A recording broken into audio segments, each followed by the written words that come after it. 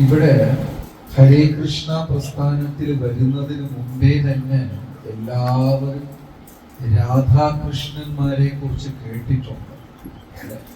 നമ്മളെ കുഞ്ഞുനാൾ മുതലേ ഓർമ്മ വെച്ച കാലം തൊട്ടേ രാധാകൃഷ്ണ എന്ന വാക്ക് കേട്ടിട്ടുണ്ട്, വൃന്ദാവനം എന്ന് കേട്ടിട്ടുണ്ട്, ഗോപന്മാർ ഗോപികമാർ എന്നൊക്കെ നമ്മൾ കേട്ടിട്ടുണ്ട്. പക്ഷേ ഈ ലോകത്തിലേക്ക് വൃന്ദാവനത്തിനെ കുറിച്ചും രാധാകൃഷ്ണന്മാരെ കുറിച്ചും ഗോപന്മാർ ഗോപികമാരെ കുറിച്ച് ലോകത്തിന് ആദ്യമായി പഠിപ്പിച്ചു കൊടുത്തത് ചൈതന്യ മഹാപ്രഭുവാണ്.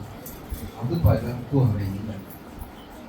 ശ്രീ ചൈതന്യ മഹാപ്രഭു അവതരിച്ചിട്ടില്ലായിരുന്നുവെങ്കിൽ നമുക്ക് ആർക്കും തന്നെ ആരെ കുറിച്ച് അറിയില്ല, രാധാറാണിയെ കുറിച്ച് അറിയില്ല. നിങ്ങളെല്ലാവരും ഭാഗവതം മറച്ചും ഇങ്ങനെയൊക്കെ തിരിച്ചൊക്കെ നോക്കിയിട്ടുണ്ടാവും, ചിലപ്പോൾ വായിച്ചിട്ടുണ്ടാവും. ആരെങ്കിലും ഭാഗവതത്തിനകത്ത് രാധാറാണി എന്ന വാക്ക് കേട്ടിട്ടുണ്ടോ? എവിടെയെങ്കിലും കേട്ടിട്ടുണ്ടോ? ഇല്ല. കേരളത്തിൽ ആർക്കെങ്കിലും ഒരു പ്രാചീനമായി രാധാറാണി ക്ഷേത്രം പറയാൻ പറ്റോ? ഒരു പഴയ രാധാറാണി ക്ഷേത്രം 5000 വർഷങ്ങൾ 500 വർഷം പഴക്കമുള്ള? ഇല്ല. കേരളത്തിൽ നല്ല ഭാരതത്തിലേ ഇല്ല 1000 വർഷം പഴക്കമുള്ള രാധാറാണി ക്ഷേത്രം. പിന്നെ ഓരോ ക്ഷേത്രത്തിലും ഭഗവത് വിഗ്രഹത്തിൽ ഒരു മൂലമന്ത്രം ഉണ്ടാകും. നരസിംഹ ക്ഷേത്രത്തിൽ പോയാൽ ആ നരസിംഹമൂർത്തിയെ പൂജിക്കുന്ന ബ്രാഹ്മണർക്കറിയാം ഒരു മൂലമന്ത്രം, ഒരു രഹസ്യ മന്ത്രം ഉണ്ടാകും. പത്മനാഭസ്വാമിക്കുണ്ട്, നരസിംഹമൂർത്തിക്കുണ്ട്, എല്ലാവർക്കും രഹസ്യ മന്ത്രമുണ്ട്. പക്ഷേ രാധാറാണിക്ക് മൂലമന്ത്രവും ഇല്ല, മന്ത്രമില്ല, ക്ഷേത്രമില്ല, വേദത്തിലെ സ്ഥാനമില്ല. അപ്പൊ ഈ ലോകം എങ്ങനെയാ രാധാറാണിയെ കുറിച്ച് അറിഞ്ഞത്? എങ്ങനെയാ അറിഞ്ഞത്? ചൈതന്യ മഹാപ്രഭു, അദ്ദേഹത്തിന്റെ പൂർവാചാര്യനായ മാധവേന്ദ്രപുരി, ഇവരാണ് ആദ്യമായി രാധാകൃഷ്ണ പ്രേമത്തിനെ കുറിച്ച് ലോകത്തിലേക്ക് പറഞ്ഞു കൊടുക്കുന്നത്. ചൈതന്യ മഹാപ്രഭു ഇല്ലായിരുന്നെങ്കിൽ നമുക്ക് ആരെ കുറിച്ച് കേൾക്കാൻ പറ്റില്ല, രാധാറാണിയെ കുറിച്ച് കേൾക്കാനേ പറ്റില്ല. തിരുവനന്തപുരത്ത് പോലും അഭേദാനന്ദ ആശ്രമത്തിൽ രാധാറാണിയുടെ ഒരു വിഗ്രഹമുണ്ട്. അത് സ്ഥാപിച്ചത് അഭേദാനന്ദ സ്വാമികളാണ്. അഭേദാനന്ദ സ്വാമികൾ ചൈതന്യ മഹാപ്രഭുവിനെ ആരാധിച്ചിരുന്നു. ഇപ്പോഴും നമ്മൾ അഭേദാനന്ദ ആശ്രമത്തിൽ അവരുടെ ഓഫീസിൽ പോയി കഴിഞ്ഞാൽ ചൈതന്യ മഹാപ്രഭു നിത്യാനന്ദ പ്രഭുയുടെ ചിത്രമുണ്ട്. മാത്രമല്ല 1965 അഭേദാനന്ദ സ്വാമികൾ ശിക്ഷാഷ്ടകത്തിന്റെ 8 പദ്യങ്ങൾക്ക് വിശദീകരണം കൊടുത്തിട്ടുണ്ട്. ശിക്ഷാഷ്ടകത്തിന്റെ 8 പദ്യം കേട്ടിട്ടുണ്ടോ? ആ 8 പദ്യങ്ങൾക്ക് 1965 ആര് വ്യാഖ്യാനം കൊടുത്തു? അഭേദാനന്ദ. ചൈതന്യ മഹാപ്രഭു ഇല്ലെങ്കിൽ നമുക്ക് രാധാകൃഷ്ണ ഭക്തി, ഗോപന്മാർ ഗോപികമാർ ആരെ കുറിച്ച് നമ്മൾ അറിയില്ല. ഈ മാധുര്യ ഭക്തി എന്താണെന്ന് നമുക്ക് അറിയാൻ സാധിക്കില്ല.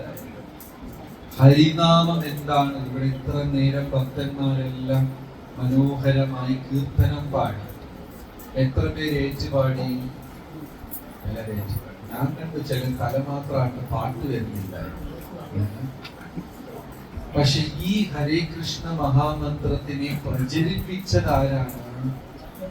ചൈതന്യ മഹാപ്രഭു. സോ ഗൗഡീയ വൈഷ്ണവ സമ്പ്രദായ ആചാര്യന്മാർ ഒരു ബോംബ് പൊട്ടിച്ചിട്ടുണ്ട്. എന്താന്ന് വെച്ചാൽ ചൈതന്യ മഹാപ്രഭുവിനെ അറിയാത്തവർക്ക് രാധാകൃഷ്ണ ഭക്തി ലഭിക്കില്ല. എന്താണ് അവർ പറഞ്ഞത്? ചൈതന്യ മഹാപ്രഭുവിനെ അറിയാത്തവർക്ക് എന്ത് ലഭിക്കില്ല? രാധാകൃഷ്ണ ഭക്തി ലഭിക്കില്ല എന്ന് പറഞ്ഞു. ശ്രീ ചൈതന്യ മഹാപ്രഭു അവതാര ദിനം ഈ അടുത്ത മാസം വരാൻ പോകുന്നു. March 14 okay. ഫെബ്രുവരി 14 എന്താണ് സ്പെഷ്യാലിറ്റി? അത് കറക്റ്റ് അറിയാം. എപ്പോന്ന് അറിയില്ല. അപ്പൊ മാർച്ച് 14 ഗൗരവപൂർണിമ, ശ്രീ ചൈതന്യ മഹാപ്രഭു ജയന്തി. മഹാപ്രഭു അവതരിച്ചു. മഹാപ്രഭു അവതരിക്കാൻ പ്രധാനമായി 3 കാരണങ്ങളാണ് ഉണ്ടായത്. ചൈതന്യ മഹാപ്രഭു കാരണം ഭഗവാന് തിരമാലകൾ പോലെ അവതാരങ്ങളുണ്ട്. അവതാരത്തിൽ ഇല്ലാത്ത ഒരു 10 അവതാരം പറയും നോക്കട്ടെ. അവതാരം എല്ലാരും കേട്ടിട്ടുണ്ടാവും അല്ലേ? മത്സ്യകൂർമ്മ, വരാഹ, നരസിംഹ, വാമന, പരശുരാമ, ശ്രീരാമ, ബലരാമ, ശ്രീകൃഷ്ണനില്ല, ബുദ്ധൻ. ജയദേവ കവികൾ ആ ലിസ്റ്റിൽ കൊടുത്തിരിക്കുന്നത് ആരെയാ? ബുദ്ധനെ. കേശവധൃത, ബുദ്ധശരീര, പിന്നെ കൽക്കി. ഈ ലിസ്റ്റിൽ ഇല്ലാത്ത ഒരു 10 അവതാരം പറയുന്നു. ഈ ലിസ്റ്റിൽ ഇല്ലാത്ത ഒരു 10: കപില, ഋഷഭദേവ്, യമനോ, ധന്വന്തരി,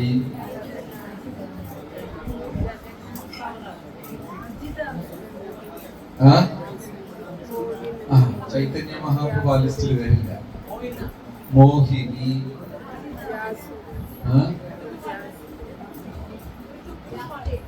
വ്യാസദേവ്,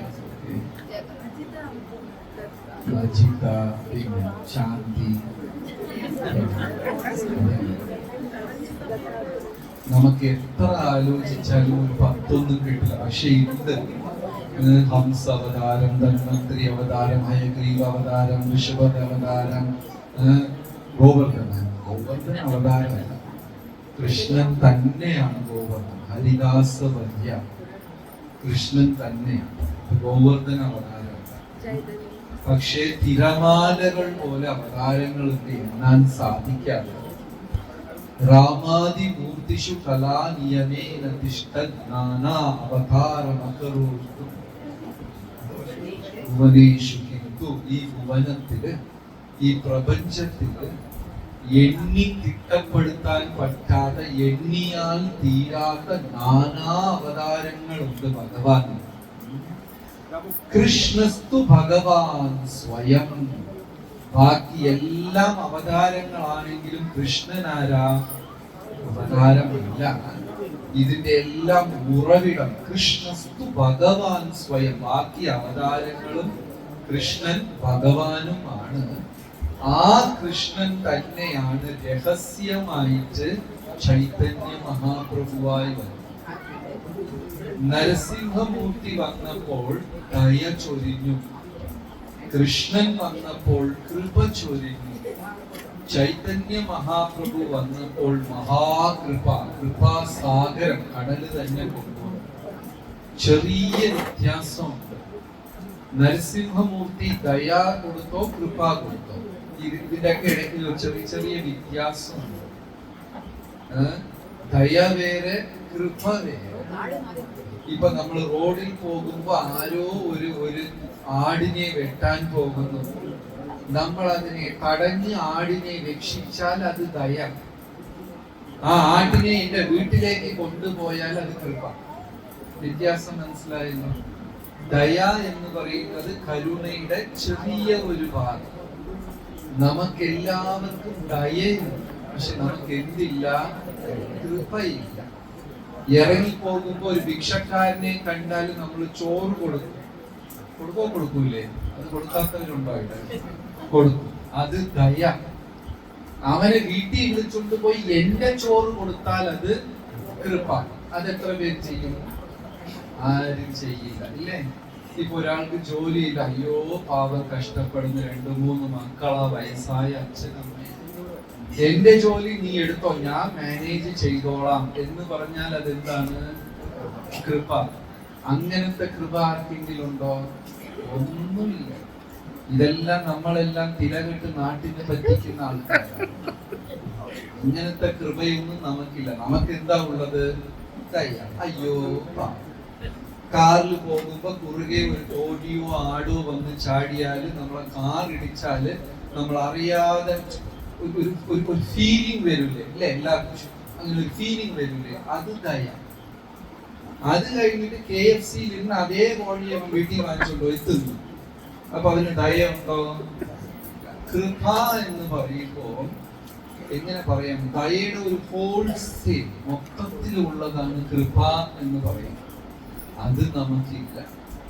സോ നരസിംഹം, വരാഹ, വാമണ ഇത്തരം അവതാരങ്ങൾ വന്നപ്പോൾ എന്താണ് അവർ ചൊരിഞ്ഞത്? എന്താ ചൊരിഞ്ഞത്? ദയ. നരസിംഹമൂർത്തി പ്രഹ്ലാദനെ രക്ഷിച്ചു, പക്ഷെ ഹിരണ്യകശിപുവിനെ രക്ഷിച്ചോ? ഇല്ല. ആ സ്ഥലത്ത് നരസിംഹമൂർത്തിക്ക് പകരം ചൈതന്യ മഹാപ്രഭു ആണ് വന്നിരുന്നെങ്കിൽ എന്ത് ചെയ്യുമായിരുന്നു? പ്രഹ്ലാദനെയും രക്ഷിക്കും, ഹിരണ്യകശിപുവിനെയും ഫ്രീ ചെയ്ത് എന്താക്കും? ഭക്തൻ. അപ്പൊ ആലോചിച്ച് നോക്കൂ, ഹിരണ്യകശിപു എണീറ്റ് താണ്ഡവമാടി ഹരേ കൃഷ്ണ പാടുമ്പോ അദ്ദേഹത്തിന്റെ 10,000 രാക്ഷസന്മാർ കൂടെ ചേർന്ന് പാടൂല്ലേ? പാടും. ശുക്രാചാര്യൻ പാടൂല്ലേ? അപ്പൊ ഏതായിരുന്നു? കൃപാസാഗരം നരസിംഹമൂർത്തി കാണിച്ചതാണോ മഹാപ്രഭു കാണിക്കുന്നത്? മഹാപ്രഭു. ഈ രഹസ്യം നമ്മൾ മനസ്സിലാക്കണം. എല്ലാ അവതാരങ്ങളും ദയ ചൊരിഞ്ഞു. കൃഷ്ണ ഭഗവാൻ എന്ത് കൊടുത്തു? കൃപ കൊടുത്തു.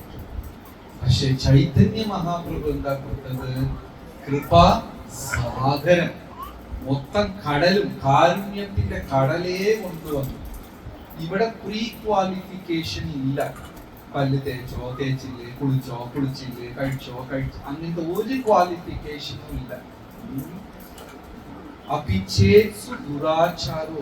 ആചാരത്തിൽ അകപ്പതിച്ച ഭാവിയാണെങ്കിലും എവിടെ രക്ഷപ്പെടാൻ പറ്റും? മഹാപ്രഭുയുടെ കൃപയിൽ രക്ഷപ്പെടാൻ പറ്റും. പക്ഷേ നരസിംഹമൂർത്തിയുടെ മുമ്പേ അത് നടക്കില്ല, അല്ലേ?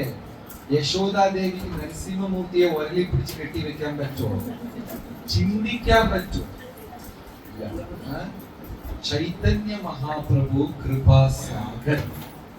ഈ ചൈതന്യ മഹാപ്രഭു ഭൂമിയിൽ അവതരിക്കാൻ 3 കാരണങ്ങളുണ്ടായി. കാരണം ബ്രഹ്മാവിന്റെ ഒരു ദിവസം, ആ ഒരു ദിവസത്തിൽ 1000 പ്രാവശ്യം കലിയുഗം വരും, ദ്വാപരയുഗം വരും. മനസ്സിലായോ? ഉറക്കം വരുന്ന ബ്രഹ്മാവിന്റെ ദിവസത്തിൽ എത്ര കലിയുഗം വരും? 1000 കലിയുഗം വരും. അപ്പൊ എത്ര ദ്വാപരയുഗം വരും? 1000 ദ്വാപരയുഗം വരും. ഓരോ ദ്വാപരയുഗത്തിലും കൃഷ്ണന്റെ വേറെ വേറെ ശക്തികൾ വരും.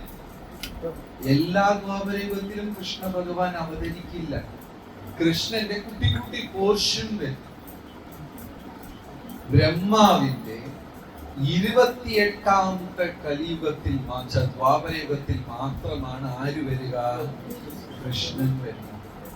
ചൈതന്യ മഹാപ്രഭു ആ 1000 കലിയുഗത്തിൽ ഒരു കലിയുഗത്തിലെ ചൈതന്യ മഹാപ്രഭു വരുള്ളൂ.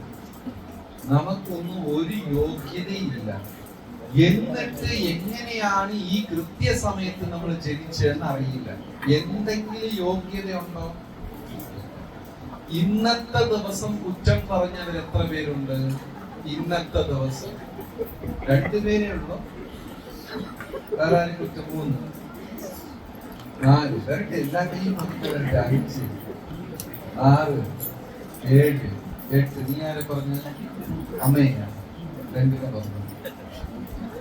ഒരു ദിവസം പോലും നമുക്ക് കുറ്റം പറയാതെ ഇരിക്കാൻ പറ്റില്ല. പറ്റുമോ? പറ്റില്ല, അല്ലേ? പിന്നെ ചിലരിന്ന് കുറ്റം പറഞ്ഞില്ല, കാരണം സമയം കിട്ടിയില്ല. രാവിലെ അതുകൊണ്ട് അവർക്ക് സമയം കിട്ടിയില്ല. സോ ഇത് ലൈഫ് എങ്ങനെയാന്ന് വെച്ചാല് ഒരു കയറിലിങ്ങനെ നോട്ടിടുന്ന പോലെ കെട്ടിടൂല്ലേ? ഈ കയറിലിങ്ങനെ അകത്തിട്ട് ഇങ്ങനെ കെട്ടിടൂല്ലേ? നമ്മുടെ ബന്ധങ്ങളെല്ലാം അങ്ങനെയാണ്. ചിലപ്പോ husband and wife, friends, devotee relationship, ഇതൊക്കെ എങ്ങനെയാന്ന് വെച്ചാല് കയറിൽ കെട്ടിട്ടിട്ട് ഈ രണ്ട് കൂട്ടരും രണ്ട് സൈഡും പിടിച്ച് വലിക്കും, വിട്ടുകൊടുക്കില്ല. കെട്ടഴിക്കാൻ പറ്റുമോ? മനസ്സിലായോ ഞാൻ പറഞ്ഞത്? ഒരു കയറിൽ ഇങ്ങനെ കെട്ടിട്ടിട്ട് ഇപ്പുറത്ത് ഭർത്താവ് വലിക്കും, അപ്പുറത്ത് ഭാര്യ വലിക്കും. ഈ രണ്ടു പേരും ടൈറ്റ് ആയിട്ട് വലിക്കും. ഈ കെട്ട് അഴിയോ? അഴിയോ? ഈ ശാന്തി മാതാജി 20 വർഷം മുമ്പേ വലിച്ചതാണ്, ഇതുവരെ അഴിഞ്ഞിട്ടില്ല. അപ്പൊ രണ്ടു പേര് രണ്ട് സൈഡ് ഇങ്ങനെ വലിച്ചു. കെട്ടഴിയോ? അഴിയില്ല. ഈ കെട്ടഴിയണമെങ്കിൽ എന്ത് ചെയ്യണം? ആരെങ്കിലും ഒരാൾ എന്ത് ചെയ്യണം? കയറ് വിടണം. കയറ് വിട്ടാ പോരെ, കുനിഞ്ഞ് അതിന്റെ അകത്ത് കൂടെ പഴയ പോലെ ഇട്ട് പുറത്തെടുത്താലേ വരും, അല്ലേ? പക്ഷെ നമ്മൾ ആരും കയറ് വിടേ. ഞാൻ എന്ന ഭാവം എല്ലാവർക്കും. അങ്ങനെ ലൈഫിൽ കെട്ടിട്ടവർ എത്ര പേരുണ്ട്? 1 2. She also. ചിലരെ ലൈഫ് മൊത്തം കെട്ടാം, കയറേ ബാക്കിയില്ല, മൊത്തം കെട്ടാം. സോ മഹാപ്രഭുയുടെ കാരുണ്യം മനസ്സിലാക്കിയാൽ മാത്രമേ ഈ ലൈഫിൽ നിന്ന് പുറത്തു പോകാൻ പറ്റൂ. 3 കാരണം മഹാപ്രഭു അവതരിക്കാൻ. ആദ്യത്തെ കാരണം, ഒരു പരമഭക്തനായ അദ്വൈതാചാര്യൻ വിളിച്ചു. ഒരു സന്യാസി പ്രഭാഷണത്തിൽ പറഞ്ഞു, ഇവിടെ ജഗന്നാഥ് സ്വാമി ഇരിക്കുകയില്ല, ഇന്ന് എന്താ തിരക്ക്, അടുത്ത ഞായറാഴ്ച വന്ന് നോക്ക് 10 പേരെ കാണുന്നത്, അല്ലെങ്കിൽ ഒരു 20 പേര് കാണും. എത്ര പേര് കാണും? 30 പേര് കാണും അടുത്ത ഞായറാഴ്ച. നടുക്ക് ചൊവ്വയും ബുധനും വ്യാഴനും വന്ന് നോക്കൂ, പൂജാരി മാത്രം 4 പേര് കാണും. ജഗന്നാഥ്, ബലദേവ്, സുഭദ്ര, സേവയ്ക്ക് വരുന്ന 4 പേര്. ശരി, കുഴപ്പമില്ല. അപ്പോ 4 പേര് ഇവര് കാണും. അപ്പൊ ആ മഹാരാജ് പറഞ്ഞത്, ഇവിടെ ജഗന്നാഥ്, ബലദേവ്, സുഭദ്ര ഇവർ ഇവിടെ ഇരിക്കുന്നത് നമ്മളെ വിശ്വസിച്ചല്ല. നമ്മൾ നാളെ വരും വരില്ല എല്ലാം പോക്കാം. ഉച്ചയ്ക്ക് പന്നീർ തീർന്നു പോയ ആ പോക്കാണ്, പിന്നെ വരില്ല. സ്വാമി പ്രഭുപാദർ ഇവിടെ ഇരിക്കുന്നത് കൊണ്ടാണ് ഇവിടെ ആയിരിക്കുന്നത്, ജഗന്നാഥ് സ്വാമി ഇരിക്കുന്നത്. ഒരു പരമ വൈഷ്ണവൻ ക്ഷണിച്ചത് കൊണ്ടാണ് ഭഗവാൻ ഇവിടെ വന്നിരിക്കുന്നത്. ഏത് ക്ഷേത്രത്തിൽ പോയാലും ഭഗവത് വിഗ്രഹത്തിനോട് ഒരു ആചാര്യ ബന്ധമുണ്ടാകും. നിങ്ങൾ പത്മനാഭസ്വാമി ക്ഷേത്രത്തിനകത്ത് പോയി നോക്കിക്കോളൂ. ശ്രീകോവിലിനകത്ത് 2 ഋഷിമാരിരിപ്പുണ്ട്. ഉണ്ടോ ഇല്ലേ? ആരൊക്കെയാ?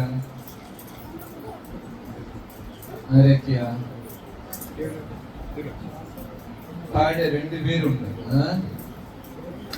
എല്ലാ ക്ഷേത്രത്തിലും ഉണ്ടാവും, ആചാര്യ ബന്ധം ഉണ്ടാകും. ഇപ്പൊ നിങ്ങൾ തമിഴ്നാട്ടിലൊക്കെ പോയി കഴിഞ്ഞാൽ അവർ പറയും, ഇത് മരീചി മഹർഷിയാണ് ഇവിടെ ക്ഷണിച്ചത്, ഇവിടെ വിശ്വാമിത്രനാണ് ക്ഷണിച്ചത്. ഏത് അമ്പലത്തിൽ പോയാലും ഒരു ആചാര്യ ബന്ധം പറയും. കേട്ടിട്ടുണ്ടോ?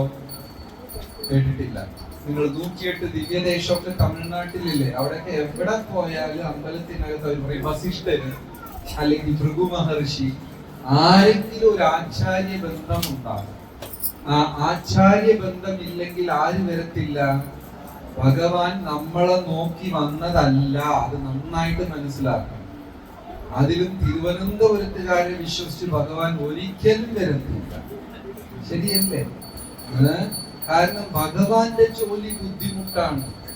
നമ്മൾ വരുമ്പോ ഒരു ചെമ്പരത്തി പൂവ് കൊണ്ടുവന്ന് വെച്ച് ഈ കാണിക്ക വഞ്ചിയുടെ പുറത്ത് വെച്ച് ജയ് ജഗന്നാഥ് എന്ന് പറഞ്ഞിട്ട് പോകും. നമ്മൾ കൊടുത്തത് എന്താണ്?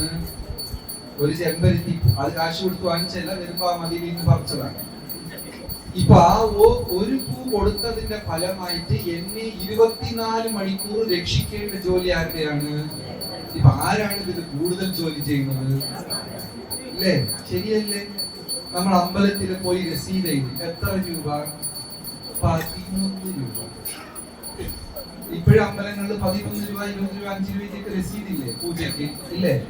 ഒരു ബിസ്ലറി കുപ്പിക്ക് പോലെ അതിന് നമ്മൾ പോയി നക്ഷത്രവും പേരും പറഞ്ഞ് 11 രൂപ. അതും തിരുമേനി അങ്ങനെ വിഴുങ്ങി ഒരു ജപം. ഇപ്പൊ എന്നെ മുഴുവൻ രക്ഷിക്കേണ്ട ജോലി ഏതാണ്? ഭഗവാൻ. ഇതിൽ ചിലര് മാസത്തിലൊരിക്കലും നക്ഷത്രത്തിനും ആയില്യത്തിനും ചെയ്ത ആ മാസം മുഴുവൻ രക്ഷിക്കേണ്ട ജോലി ആർക്കാണ്? ഇപ്പൊ നമ്മൾ കൃഷ്ണനെ സേവിക്കുന്ന, അല്ല കൃഷ്ണൻ നമ്മളെ സേവിക്കുന്ന. ഏതാ ശരി? കൃഷ്ണൻ നമ്മളെ സേവിക്കും. ഇന്ന് ചെമ്പരത്തി പൂ കൊണ്ടുവന്ന എത്ര പേരുണ്ട്? അതും ഇല്ല. വെറും കൈ വീശിട്ട് വന്നവർ എത്ര പേരുണ്ട്? എല്ലാവരും താങ്ക് യു വെരി മച്ച്. നമ്മൾ അതും ചെയ്തിട്ടില്ല. അപ്പൊ ഭഗവാൻ നമ്മളെ പ്രതീക്ഷിച്ചല്ല, ആചാര്യ സംബന്ധം, ഒരു ആചാര്യൻ കാരണമാണ് ഇവിടെ ആരിയിരിക്കുന്നത്? ഭഗവാൻ ഇരിക്കുന്നത്. അതേപോലെ ചൈതന്യ മഹാപ്രഭു ഈ ഭൂമിയിൽ വരാൻ ഒരു ആചാര്യൻ കാരണമായിരുന്നു, മഹാഭക്തൻ കാരണമായിരുന്നു. ആരാത്? അദ്വൈതാചാര്യ. കാരണം അദ്ദേഹം ഇരുന്ന കാലഘട്ടത്ത് കൽക്കട്ടയിൽ കാളി ഉപാസകന്മാർ കൂടുകയും കാളിയുടെ മുമ്പേ ആടും കോഴിയെല്ലാം കുരുതി കൊടുക്കുന്ന സമ്പ്രദായം ഒരു കാലത്ത് കേരളത്തിൽ ഉണ്ടായിരുന്നു. എന്താണ്? ആടും കോഴിയൊക്കെ കുരുതി കൊടുക്കുന്നത്. ഇതെല്ലാം കണ്ടിട്ട് അദ്ദേഹത്തിന് സഹിക്കാൻ പറ്റുന്നില്ല, കണ്ണില് വെള്ളം വരാൻ തുടങ്ങി. എനിക്ക് നല്ല ഇഷ്ടപ്പെട്ട ഒരു ഇന്റർവ്യൂ ഉണ്ട്. ഒരാൾ ഒരു വൈഷ്ണവന്റെ അടുത്ത് ചോദിച്ചു, ആത്മീകവാദിക്കും ഭൗതികവാദിക്കും എന്താ വ്യത്യാസം എന്ന് ചോദിച്ചു. റോട്ടിൽ നടന്നു പോകുമ്പോ കശാപ്പ് കടയിൽ അറവശാലയിൽ ഒരു ആടോ കോഴിയോ കെട്ടി തൂക്കിയിരിക്കുമ്പോ കണ്ണില് വെള്ളം വന്നാൽ ആത്മീകവാദി, നാവില് വെള്ളം വന്നാൽ ലൗകികവാദി. വളരെ സിമ്പിൾ എക്സ്പ്ലനേഷൻ, വളരെ അർത്ഥവത്തായ എക്സ്പ്ലനേഷൻ ഇല്ലേ? കണ്ണില് വെള്ളം വന്നാല് ആത്മീകവാദി, നാവില് വെള്ളം വന്നാല് നമുക്ക് രണ്ടിലും വരില്ല. കണ്ണിൽ വെള്ളം വരുമോ? പിന്നെ ചുമ്മാ ഈ കാണുന്ന കശാപ്പില്ല കത്തി എറിഞ്ഞാ പോണേ അതൊക്കെ ശീലിച്ചു. നമ്മൾ കണ്ട് കണ്ട് കണ്ട് എന്തായി? ശീലിച്ചു. പക്ഷെ അദ്വൈതാചാര്യർക്ക് സഹിക്കാൻ പറ്റിയില്ല. അദ്ദേഹം ദിവസവും ഗംഗാജലം എടുത്ത് തുളസി വെച്ച് ശാലഗ്രാമനെ പ്രാർത്ഥിച്ച് കൃഷ്ണ എന്ന് വന്നേ പറ്റൂ. സഹിക്കാൻ പറ്റുന്നില്ല ഈ ലോകത്തിനെ കണ്ടിട്ട്. മതം എന്ന പേരിൽ ആൾക്കാർക്ക് എന്തൊക്കെയോ സ്വാർത്ഥതകൾ കാണിക്കുന്നു, ഈശ്വരന്റെ പേരിൽ ചൂഷണങ്ങൾ ചെയ്യുന്നു, വായില്ല പ്രാണികളെയെല്ലാം കൊന്നു തിന്നുന്നു. മതാചാരങ്ങൾ എന്ന് പറഞ്ഞ് മതാചാരങ്ങൾ അനുഷ്ഠിക്കേണ്ട ബ്രാഹ്മണർ തന്നെ വഴിതെറ്റിച്ച് ജീവിക്കാണ് എന്ന് എന്നും സത്യസന്ധമായി സങ്കടം പറഞ്ഞ് കരയും. ആര് കരയും? അദ്വൈതാചാര്യൻ കരയും. അതുകൊണ്ട് മഹാപ്രഭു അവതരിച്ചു. അദ്വൈതാചാര്യന്റെ പ്രാർത്ഥന ശരിക്കും ഭഗവാൻ നമ്മുടെ പ്രാർത്ഥന കേൾക്കും, അതിൽ സംശയമില്ല. പക്ഷെ ആ പ്രാർത്ഥന ജീവനുള്ളതായിരിക്കണം, സത്യമായിരിക്കണം. അത് പറയുമ്പോൾ ഞാൻ യഥാർത്ഥത്തിൽ ഹൃദയത്തിലിരുന്ന് തന്നെ പറയണം. നിങ്ങൾ വീട്ടിൽ ഹസ്ബൻഡ് ആൻഡ് വൈഫ് ഫാമിലി റിലേഷൻഷിപ്പിന്റെ ഇടയ്ക്കൊക്കെ ഉണ്ടാക്കുമോ? എല്ലാരും ഉണ്ടാക്കും. ചിലപ്പോ സോറി ഒക്കെ പറഞ്ഞെന്ന് വരും. ആ സോറി ഹൃദയത്തിൽ നിന്നാണോ വരുന്നത്? അല്ല, ഇല്ലേ? അതൊന്നും വെറുതെ പറഞ്ഞു ശീലിച്ചു. പക്ഷെ പ്രാർത്ഥന എന്ന് പറയുന്നത് എനിക്കും ദൈവത്തിനുമുള്ള ഒരു സ്വകാര്യ ബന്ധമാണ്. അതിന്റെ ഇടയ്ക്ക് ആരും വരില്ല. എത്ര അമ്പലത്തിൽ ഉള്ളും ഉന്തും തള്ളു ഇരുന്നാൽ ഇവിടെ ഇരുന്നും ഒരാൾക്ക് പ്രാർത്ഥിക്കാം, പടിയുടെ താഴെ ഇരുന്നും പ്രാർത്ഥിക്കാം, റോട്ടിൽ ഇരുന്നും പ്രാർത്ഥിക്കാം, വീട്ടിൽ ഇരുന്നും പ്രാർത്ഥിക്കാം. ഞാൻ ഹൃദയത്തിലിരുന്ന് ഒരു പ്രാർത്ഥന ദൈവത്തിന് സമർപ്പിക്കുന്നു, തീർച്ചയായിട്ടും അതാര് കേൾക്കും? സംശയമുണ്ടോ? പ്രാർത്ഥന എന്ന് പറഞ്ഞാൽ വളരെ നീചത്തിൽ അന്ധകാരത്തിൽ ഇരുന്ന് ഒരുത്തനെ ഉയർത്തുന്ന പ്രക്രിയയാണ് പ്രാർത്ഥന എന്ന് പറയുന്നത്. അപ്പോ ആരിവിടെ മഹാപ്രഭു വരാൻ വേണ്ടി പ്രാർത്ഥിച്ചു? അദ്വൈതാചാര്യ പ്രാർത്ഥിച്ചു. അതുകൊണ്ട് ചൈതന്യം. ഇത് ഒരു കാരണം. രണ്ടാമത്തെ കാരണം, ഒരു തവണ ലക്ഷ്മി ദേവി ഭഗവാന്റെ പാദം അമർത്തി കൊടുത്ത് ഇങ്ങനെ കരയുക, ആനന്ദത്തിൽ. നമ്മൾ എല്ലാവരും വീട്ടിൽ ജോലി ചെയ്യാറുണ്ട്. ആർക്കെങ്കിലും എപ്പോഴെങ്കിലും തോന്നാറുണ്ടോ കുറച്ചും കൂടെ പാത്രം ഉണ്ടെങ്കിൽ കഴുകാൻ മതി, കുറച്ചും കൂടെ ഡ്രസ്സൊക്കെ ഉണ്ടെങ്കിൽ എന്ത് രസമായി ഇത് ചെയ്യുമ്പോ, ഈ തുണിയെല്ലാം അലക്കുമ്പോ ആനന്ദാമ്പുതി വർധനം ഉണ്ടാകുന്നുണ്ട്, കുറച്ചും കൂടെ തുണി അപ്പുറത്തെ വീട്ടിൽ നിന്ന്, അങ്ങനെയൊക്കെ ആർക്കെങ്കിലും തോന്നാറില്ല. ശരി, പോട്ടെ, ഭൗതിക കാര്യം പോട്ടെ. ഭഗവാനെ സേവിക്കുമ്പോ അങ്ങനെയൊക്കെ തോന്നാറുണ്ടാ? കുറച്ചും കൂടെ കുക്ക് ചെയ്ത് കൊടുക്കണം, ദിവസവും എനിക്ക് ചെയ്യണം, കുറെ കൂടെ ആരത്തി ചെയ്യണം, എന്നും വന്ന് ചെയ്യണം, അങ്ങനെയൊക്കെ തോന്നാറുണ്ടാ? തലയാട്ടുമെങ്കിലും ഒറ്റ അങ്ങനെ ചെയ്യാറുണ്ട്. കാരണം നമ്മളൊക്കെ അമ്പലം നടത്തുന്നത് കൊണ്ട് അറിയാം. അടുത്ത ദിവസം ദീപാരാധനിക്കുന്ന ആരും കാണും. അപ്പൊ നമുക്ക് ഭൗതികമായിട്ടും അങ്ങനത്തെ ഒരു വാഞ്ച ഇല്ല, ത്വരയില്ല, ആത്മീകമായിട്ടും ഇല്ല. പക്ഷെ ലക്ഷ്മി ദേവി ഭഗവാന്റെ പാദങ്ങൾ അമർത്തി അമർത്തി അമർത്തി പ്രാർത്ഥിക്കാൻ മനസ്സുകൊണ്ട് എനിക്ക് ഇങ്ങനത്തെ ഒരു അവസരം ഇനി നഷ്ടപ്പെടാനേ പാടില്ല. അഹോരാത്രം സമയം സ്തംഭിച്ചു നിന്നാലും ഞാൻ ഭഗവാനെ പാദസേവനം ചെയ്തുകൊണ്ടേയിരിക്കും. ഇത് നിൽക്കാനേ പാടില്ല. എത്ര കാലം ഈ പ്രപഞ്ചമുണ്ടോ അത്രയും കാലം എനിക്ക് ചെയ്യണം. അപ്പൊ ഭഗവാൻ ചോദിച്ചു, എല്ലാവരും ജോലിയെ ഭാരമെന്നാ വിചാരിക്കുന്നത്, നീ മാത്രം എങ്ങനെയാ ഇത്രയും ഇഷ്ടപ്പെട്ട് ചെയ്യുന്നത്? ഉടനെ ലക്ഷ്മി ദേവി പറഞ്ഞു, അത് ഭക്തജനങ്ങൾ അനുഭവിക്കുന്ന ഒരു ആനന്ദമുണ്ടെന്ന്. ഈ ഭൂമിയിലുള്ള സർവത്ര കാര്യവും ഭഗവാൻ അറിയാം. ഭഗവാൻ അറിയാത്ത ഏതെങ്കിലും കാര്യമുണ്ടോ? എല്ലാം ഭഗവാൻ അറിയാം. ഇന്ന് രാവിലെ നമ്മൾ എന്തെല്ലാം ചെയ്തു, ഇന്നലെ എന്തെല്ലാം ചെയ്തു, എന്തൊക്കെ സംസാരിച്ചു, ആരെ കുറിച്ച് മനസ്സിൽ നമ്മൾ എന്ത് സങ്കല്പം ഉണ്ടാക്കുന്നു, ചിരിച്ചോണ്ടിരിക്കും, മനസ്സിൽ അവരെ ചീത്ത പറയും. ഇതെല്ലാം ഹൃദയത്തിലുള്ള ആർക്കറിയാം? അറിയാമോ? അറിയില്ലേ? പക്ഷേ ലക്ഷ്മി ദേവി ഭഗവാന്റെ അടുത്ത് പറഞ്ഞു, ഇതെല്ലാം അറിയാമെങ്കിലും കൃഷ്ണന് അറിയാത്ത ഒരു സംഗതിയുണ്ട്. എന്താണ്? ഭക്തന്മാരനുഭവിക്കുന്ന ആനന്ദം എന്താണെന്ന് കൃഷ്ണൻ അറിയില്ല. അത് കൃഷ്ണൻ ഭക്തനായാലല്ലേ അറിയാൻ പറ്റുള്ളൂ. ഉടനെ ഭഗവാൻ അത് അത്ര ഇഷ്ടപ്പെട്ടില്ല. ഭഗവാൻ മനസ്സിൽ വിചാരിച്ചു, ഏകാംശേന സ്ഥിതോ ജഗത്, ഈ പ്രപഞ്ചം മുഴുവൻ ഞാൻ എങ്ങനെയാ നിലനിർത്തുന്നത്? എന്റെ ശക്തിയുടെ ഒരു അംശം കൊണ്ടാണ്. ഞാൻ എല്ലാം അറിയും. 7-14 ലോകം, അണ്ടചരാചരം, ചലിക്കുന്നതും ചലിക്കാത്തതും 33 കോടി ദേവി ദേവഗണങ്ങൾ, അഷ്ടദിശകൾ, ഞാൻ അറിയാത്തതായി ഈ പ്രപഞ്ചത്തിൽ ഒന്നുമില്ല. ഉടനെ ലക്ഷ്മി ദേവി പറഞ്ഞു, അതെല്ലാം ഞാൻ സമ്മതിക്കുന്നു, എന്നാലും ഭക്തന്മാരെന്ത് അനുഭവിക്കുന്നു അത് ഭഗവാൻ ഒരിക്കലും അറിയില്ല. കൃഷ്ണൻ വിചാരിച്ച അത് ശരിയാവില്ല. അപ്പോ ഭക്തരിലെ വെച്ച് ഏറ്റവും ടോപ്പ് മോസ്റ്റ് ഭക്ത ആരാണ്? ഭക്തരിലെ വെച്ച് ടോപ്പ് മോസ്റ്റ് ഡിവോട്ടി ആരാണ്? രാധാറാണി. രാധാറാണി എടുത്ത് ചെന്ന് കൃഷ്ണൻ ചോദിച്ചു, ലക്ഷ്മി ഇങ്ങനെ പറഞ്ഞു, നിങ്ങൾ അനുഭവിക്കുന്ന ആനന്ദം ഞാൻ അറിയുന്നില്ല എന്ന് പറഞ്ഞു, സത്യമാണോ? ഞാൻ അറിയാത്ത ഒരു സംഗതി ഉണ്ടോ? ഉടനെ രാധാറാണി പറഞ്ഞു, ലക്ഷ്മി ദേവി പറഞ്ഞത് 100% ശരിയാ. ഞാൻ എന്ത് ആനന്ദമാണോ അനുഭവിക്കുന്നത് അത് ഒരിക്കലും ഭഗവാന് മനസ്സിലാവില്ല. അപ്പൊ ഭഗവാൻ രണ്ടാമത്തെ കാരണം ഭഗവാൻ തീരുമാനിച്ചു, ഞാൻ ഇന്ന് എന്തായിട്ട് വരണം? ഭക്തനായിട്ട് തന്നെ വരണം. ഫസ്റ്റ് കാരണം എന്തായിരുന്നു? അദ്വൈതാചാര്യ ക്ഷണിച്ചത്. രണ്ടാമത്തെ കാരണം ആ ഭക്തി, വൃന്ദാവനത്തിൽ വ്രജവാസികൾ അനുഭവിക്കുന്ന ഭക്തി എന്താണെന്ന് എനിക്കറിയാം.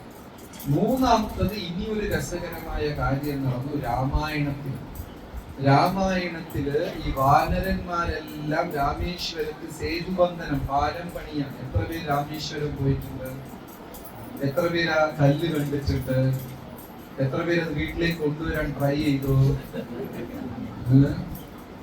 ആ ഒരു കല്ല് ഇങ്ങനെ അമർത്തി എന്ത് ചെയ്യും? പുറത്ത് വരും. അപ്പൊ ഇവരെല്ലാവരും, തുളസീദാസർ എന്താ പറഞ്ഞാല് എല്ലാ കല്ലിലും രാമ രാമ എന്ന് എഴുതിയിട്ടു എന്ന് പറഞ്ഞു. പക്ഷെ വാൽമീകി അങ്ങനെ പറഞ്ഞിട്ടില്ല. വാൽമീകി എന്താ പറഞ്ഞാൽ എല്ലാരും രാമാന്ന് മന്ത്രം ചൊല്ലിട്ട് എന്ത് ചെയ്തു? കല്ലിട്ടു. എല്ലാവരും കല്ലിട്ട് ഈ കല്ലെല്ലാം ഫ്ലോട്ട് ചെയ്യാൻ തുടങ്ങി. മേലെ ഒന്നിൽ പാലമണി, ചെറിയ ചെറിയ സ്കുറിൽ വരെ, എന്താ പറയാ, അണ്ണാൻകുഞ്ഞി വരെ എന്തൊക്കെയോ കൊണ്ടുപോയി ഇട്ടു. എല്ലാരും ചെയ്തു. അപ്പൊ ഇത് കണ്ടപ്പോ ശ്രീരാമചന്ദ്രമൂർത്തിക്ക് ഒരു ചെറിയ വിഷം. ഞാൻ മാത്രം ഒന്നും ചെയ്യാതെ ഇവിടെ ഇരിക്കുന്ന എല്ലാരും ഇല്ലേ? അപ്പൊ പ്രഭു വിചാരിച്ചു, ഞാൻ 4 കല്ല് കൊണ്ടുപോയി ഇടാം. എനിക്ക് വേണ്ടിയല്ലേ ഇവരെല്ലാം വരുന്നു, എന്നാൽ ഞാൻ കൊണ്ടുപോയി 4 കല്ലിടാന്ന് വിചാരിച്ച് ഭഗവാൻ ഒരു 2-3 കല്ലെടുത്തപ്പോ ഹനുമാൻ പറഞ്ഞു, പ്രഭു ചെയ്യണ്ട, ഞങ്ങളത് ചെയ്ത. ഞങ്ങൾ ദാസന്മാരാ, സേവകന്മാരാ, അങ്ങയെ സേവിക്കുന്നത് ഞങ്ങളുടെ ജന്മ അവകാശമാണ്. ഒരിക്കലും ഒരു സത്യസന്ധനായ ഭക്തൻ സേവനം വരുമ്പോൾ അതിൽ നിന്ന് ഒഴിഞ്ഞു മാറാനോ രക്ഷപ്പെടാനോ ശ്രമിക്കില്ല. കാരണം അതിന്റെ കൃത്യ കണക്കുകളെല്ലാം ആരെടുത്തുണ്ട്? ഭഗവാന്റെ അടുത്തുണ്ട്. അതുകൊണ്ട് ഭക്തന്മാർക്ക് സേവനം വളരെ സന്തോഷകരമായ ഒരു കാര്യം. പ്രഭു പറഞ്ഞു അതൊന്നും വേണ്ട, എനിക്ക് വെറുതെ ഇരിക്കാൻ ഒരു സങ്കടമുണ്ട്, ഞാനും കൊണ്ടുപോയിടാം. ഹനുമാൻ പറഞ്ഞു പ്രഭു അങ്ങ് ദയവീതിടരുത്. ഹനുമാൻ പറഞ്ഞത് വാക്ക് കേൾക്കാതെ ശ്രീരാമചന്ദ്രമൂർത്തി കൊണ്ടുപോയി ഇട്ടു. ഇട്ടപ്പോ എന്ത് സംഭവിച്ചു? ആ കല്ല് മാത്രം താന്നുപോയി. ബാക്കി എല്ലാ കല്ലും വെള്ളത്തിൽ പൊങ്ങി വന്ന് ആരിട്ട കല്ല് താന്നുപോയി? ഹനുമാൻ പറഞ്ഞു അപ്പോഴേ പറഞ്ഞില്ലേ ശ്രീരാമചന്ദ്രമൂർത്തിക്ക് ഒരു അതിശയം തോന്നി. ഇതെന്തപ്പാ, അപ്പൊ നിങ്ങളിട്ട കല്ലെല്ലാം എങ്ങനെയാ ഫ്ലോട്ട് ചെയ്യണേ? അപ്പൊ ഹനുമാൻ പറഞ്ഞു ഞങ്ങൾ രാമരാമാന്ന് ചൊല്ലിയിടാം. ആ രാമനല്ലേ ഞാൻ ഇട്ടപ്പോ എന്താ ഫ്ലോട്ട് ചെയ്യാത്തത്? ഹനുമാൻ പറഞ്ഞു പ്രഭു ഞാൻ ഒരു രഹസ്യം പറഞ്ഞാൽ വിഷമിക്കും. ശ്രീരാമചന്ദ്രമൂർത്തി പറഞ്ഞു വിഷമിക്കില്ല, അങ്ങേക്കാളും കാരുണ്യം അങ്ങയുടെ നാമത്തിന് കൂടുതലാണ്. ആരെക്കാളും കാരുണ്യം കൂടുതലാ? ഭഗവാനേക്കാളും കാരുണ്യം ആർക്കാ കൂടുതല്? ഭഗവാന്റെ നാമത്തിൽ. ദ്രൗപദിയെ കൃഷ്ണൻ രക്ഷിച്ചോ കൃഷ്ണനാമം രക്ഷിച്ചോ? ദ്രൗപദി കൃഷ്ണനെ പോയി കണ്ടുപിടിച്ചോ? കൃഷ്ണൻ ഫസ്റ്റ് ദ്രൗപദി കൈ ഉയർത്തി ഹേ മാധവ മധുസൂദന നാമമാണ് രക്ഷിച്ചത്. അതേപോലെ അജാമിളനെ ഭഗവാൻ രക്ഷിച്ചോ ഭഗവാന്റെ നാമം രക്ഷിച്ചോ? നാമം ഭഗവാനേക്കാളും ഒരു പടി കാരുണ്യം. അതുകൊണ്ട് നാമപ്രഭു എന്നൊക്കെ പറയും. നാമത്തിന് കാരുണ്യം കൂടുതലാണ്. അപ്പൊ അതുകൊണ്ടാണ് കലിയുഗത്തില് ഭഗവാന്റെ അവതാരമില്ല. എന്ത് അവതാരമാ ഉള്ളത്? നാമവതാരം. അപ്പൊ ഭഗവാൻ തീരുമാനിച്ചു എന്നാൽ കലികാലം അതപ്പതിച്ച ഒരു കാലഘട്ടമാണ്, അതുകൊണ്ട് ഞാൻ മാക്സിമം നാമം പ്രചരിപ്പിക്കും എന്ന് ഭഗവാൻ തീരുമാനിച്ചു. അത് മൂന്നാമത്തെ കാരണം. ചൈതന്യ മഹാപ്രഭു ഭൂമിയിൽ വരാൻ മൂന്നാമത്തെ കാരണം എന്താണ്? നാമം. അപ്പൊ മൊത്തം 3 കാരണങ്ങൾ. ഫസ്റ്റ് എന്താണ്? ഒരു പരമഭക്തൻ അദ്വൈതാചാര്യ ക്ഷണിച്ചു. രണ്ടാമത്തെ കാരണം ഗോപികമാർ ഭക്തന്മാർ അനുഭവിക്കുന്ന രസം അറിയണം. മൂന്നാമത്തത് നാമം പ്രചരിപ്പിക്കാൻ. ഈ പ്രസ്ഥാനം ഈ ചൈതന്യ മഹാപ്രഭുയുടെ കാരുണ്യമില്ലാതെ കലിയുഗത്തില് ആർക്കും രക്ഷപ്പെടാൻ സാധിക്കില്ല. അപ്പൊ എല്ലാവരും നല്ലോണം നാമം ജപിക്കണം, മറ്റുള്ളവർക്ക് പ്രചരിപ്പിക്കണം. പിന്നെ ഈ വർഷം ഞങ്ങൾക്ക് ഒരു അഭ്യർത്ഥനയുണ്ട്, എല്ലാവരും ചൈതന്യ ചരിതാമൃതം വായിക്കണം. നമ്മൾ ശ്രീമദ് ഭാഗവതം കുറച്ചു പേർ വായിച്ചിട്ടുണ്ടാകും, ചിലർ ഭഗവത്ഗീത വായിച്ചിട്ടുണ്ടാകും. ഭഗവത്ഗീതയും ഭാഗവതവും വായിച്ചാൽ ഭൗതിക ലോകത്തിലുള്ള പ്രശ്നങ്ങളെല്ലാം തീരുമത്രേ, എല്ലാം തീരും. ചൈതന്യ ചരിതാമൃതം വായിച്ചാൽ ഭക്തജനങ്ങളുടെ ഇടയിലുള്ള പ്രശ്നങ്ങൾ തീരും. ഭക്തജനങ്ങളുടെ ഇടയിൽ ചില ചെറിയ ചെറിയ വിഷമങ്ങൾ, അഭിപ്രായ വ്യത്യാസങ്ങൾ അങ്ങനെയൊക്കെ ഉണ്ടായിട്ടുണ്ടോ? ഒന്നുമില്ല ഇവിടെ. അപ്പൊ ചൈതന്യ ചരിതാമൃതം വായിച്ചാൽ എന്ത് തീരും? അങ്ങനെ വൈഷ്ണവ ഇതെല്ലാം തീരും. ഒരിക്കൽ പ്രഭുപാദർ പറഞ്ഞു, കുറച്ച് ഡിവോട്ടീസ് അന്തേവാസികൾ എടുത്ത്, നിങ്ങൾ ദിവസവും ഒരുമിച്ചിരുന്ന ചൈതന്യ ചരിതാമൃതം വായിച്ചാൽ മതി, എല്ലാ പ്രോബ്ലംസും സോൾവ് ആകും എന്ന് പറഞ്ഞു. ഈ വർഷം ഞങ്ങളുടെ ഒരു റിക്വസ്റ്റ് ആണ്, ഒരു 9 പുസ്തകമാണ് ചൈതന്യ ചരിതാമൃതം. അതെല്ലാരും വായിക്കണം. എത്ര പേരുടെ കയ്യിൽ ചൈതന്യ ചരിതാമൃതം ഉണ്ട്? കുറെ പേരുടെ കയ്യിൽ, ബാക്കിയുള്ളവരുടെ കയ്യിലില്ല. എല്ലാവരും ഇത് വായിക്കണം എന്ന് വിനീതമായി അഭ്യർത്ഥിക്കുന്നു. ഈ പരിസരത്തുള്ളവരെല്ലാം ഇവിടെ കൂടിയിട്ടുണ്ട്. എല്ലാ ഞായറാഴ്ചകളിലും ഇവിടെ രാവിലെ ഭഗവത്ഗീത സത്സംഗമുണ്ട്, ആരതി പ്രസാദമൊക്കെ ഉണ്ട്. എല്ലാവരും ഇവിടെ വന്ന് പങ്കെടുത്ത് ജീവിതം ധന്യമാക്കണം എന്ന് വിനീതമായി അഭ്യർത്ഥിച്ചു. ഹരേ കൃഷ്ണ.